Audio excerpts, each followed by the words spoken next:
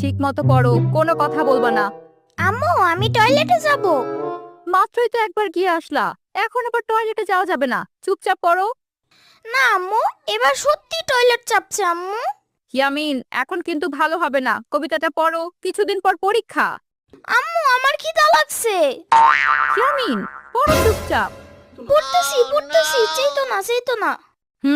চুপচাপ মামার বাড়ি কবিতাটা পড়ো। আই ছেলেরা আই মেয়েরা ফুল তুলিতে যাই, ফুলের মালা গলায় দিয়ে মামার বাড়ি যাই, ঝড়ের দিনে মামার দেশে আম কুড়াতে সুখ। আম্মু, আম কুড়াতে সুখ মানে? কি করতেছো ইয়ামিন? আরে দেখোস না, পরীক্ষা, পড়া বাদ দিয়ে যত প্রশ্ন। কেন, কি প্রশ্ন করে? মামা, কবিতায় লেখা ঝড়ের দিনে মামার দেশে আম কুড়াতে সুখ। মামা তোমার দেশ আছে? আরে না রে মামা, এইখানে গ্রামের বাড়ি কথা বলতেছে।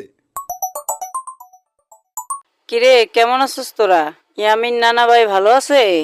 আর বইলো না, আগে যাই কথা শুনতো, দিন দিন কি যে দুষ্ট হইতেছে।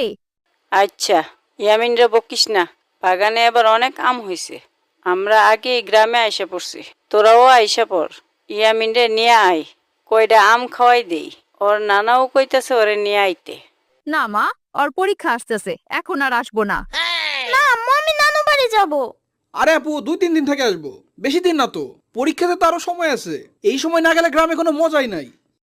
আপু চলো, আমরা এবার সবাই যাই। আগের বার তো ইয়ামিন রে খালার বাড়ি রেখা চলে আসছিলা, এবার চলো আমরা সবাই যাই। আচ্ছা দেখি রাতে তোর দুলা ভাইয়ের সাথে